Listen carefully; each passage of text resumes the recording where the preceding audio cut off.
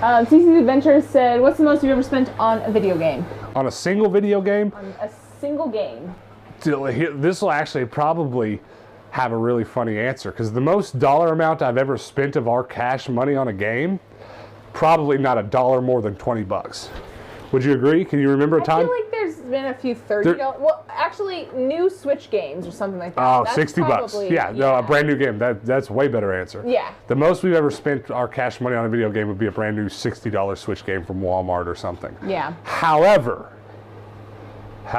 we have probably spent 20 to 50, about the same amount. Maybe I've spent $60 on a bunch of junk that's left over from the Goodwill. We've traded it in for multi-$100 games. Right, and spent like actual store credit, which same, not saying. I mean, there's still a monetary value for our trading credit, but someone asked earlier about our retro games, and finding retro games at the Goodwills. A lot of this retro stuff, especially my Sega collection, is all trading credit at my game store. Yeah. But so how much do you think that we've spent on a single game in store credit then? Have we spent any like $100 games? Honestly, a lot of them are still just 50, 60 bucks. Because like, I don't get, actually I've tried to several times to buy Fire Emblem or something for GameCube, but that doesn't show up a ton at our game store. So it's always like the $50, $60 Marvel X-Men games.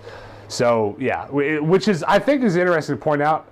A lot of people like to brag about how a lot of reseller collectors get to explain this really cool thing, how their whole collection is free. Yeah. Because they resold the stuff to buy the stuff they wanted or whatever, and that's great. It's great to have your bottom line be zero at the end of the day. Yeah. I've never kept track of this that way. In my head, it's more I spent $100 to trade it for $1,000 worth of credit and stuff. Yeah. So for me, it's more about multiplication than it is zeroing out. Yeah. And I have no problem with the other. I'm just too impatient. I'm not impatient. I'm too impatient for that. People are way better than me at reselling part of this and that. We don't resell a lot of video games, and we don't buy a lot of video games in the traditional way. So, and I think we've been really fortunate too that we have multiple $100 games, but we've been able to thrift them for just a couple bucks. And it's been pretty incredible. Yeah, I can tell you right now, looking at my game app, I have 1, 2, 3, 4, 5. I have 5 games that are over $100, and that's not much. I mean, honestly, if you think about the fact there's 300 video games here, a lot of people with collections this large are going to have 20, 30, $100 to $200 games. But my most expensive game is Streets of Rage 3, which is valued at $242, which is a little inaccurate because mine doesn't have its manual, but it does work. I played it the other day.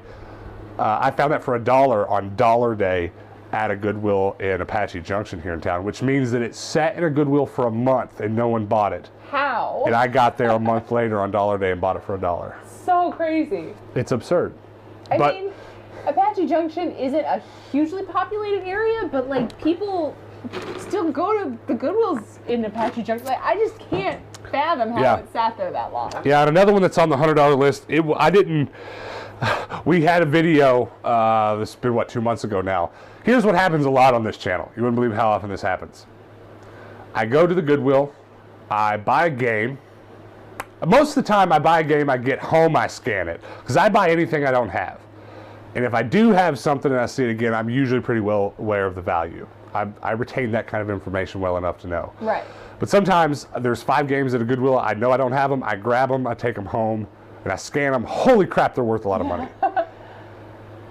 But sometimes, unfortunately, making videos the way we do on a daily basis, you guys have to realize we have not missed a day shooting videos on this channel in 600, what did I say the other day, 625 days? Something like that, yeah. 625, something like that. We haven't missed a single day of posting videos every day in a row. That being said, what will happen, I get myself in trouble so often this way. I found a game, let me look for it here. Yeah, I bought Def Jam Fight of New York at the Goodwill bins. No idea what it was worth. Completely clueless. We shoot the whole video, we're done. I get home, I edit, I upload it. It's 1 o'clock in the morning. The video goes live at 3 o'clock our time. And it's time to go to bed. I'm like, oh, I'm so tired. But I go, well, I like to, my little bedtime ritual is to come out here and scan my games into my video game app and put them on the wall. Right. So I do that before bed, and I get to that game last, and it's worth $110. Now, This is more torturous than you know. That should be happy, right? I should be like, I got a $110 game. Woo! However, I have a gaming channel, a collecting channel, and you wanna have clout. You wanna clickbait the title. I found a $100 video game. Can you guess which one it is? Can you guess what $100 video game I found at the thrift store? And so I have this choice, and this happens a lot. I have this choice to go to sleep or to be the clout chaser. And I very often choose sleep. So then the next day, and this happens so often, the next day, all I got to do is read comments about, That's a $100 game. Days like that, I will get 40 Instagram messages, 100 YouTube comments, and about 20 messages on our Discord telling me something's value that I pass up. Hey, always comment. I'm not. Get the better. That's not a complaint. It's just like, this is how hilarious my life is. Yeah. Because I didn't own any video games probably 2 years ago, except for half a little shelf. Can you name off? We had 5 of them. Before we started this channel, we had 5 video games. I think it was just 5. 2 copies of Grand Theft Auto 4. That's all I remember. Wasn't it? It was 5. Yeah. And then we probably had like Little Big Planet of course. PS3. Right, and we never could play it because the PS3 that we bought at the thrift store when we first moved to Phoenix was on fire. I don't know what the other 2 were. We probably had like Pirates of the Caribbean, Assassin's Creed Black Flag, because I was super into that. I really liked that game and like at the Arkham time. Knight. It might have been Arkham Knight. I think it was. Was it a Sims PC game? Maybe. That's I don't probably know. what it was. But yeah, I don't know if that answered your question either. I don't even remember what the question was.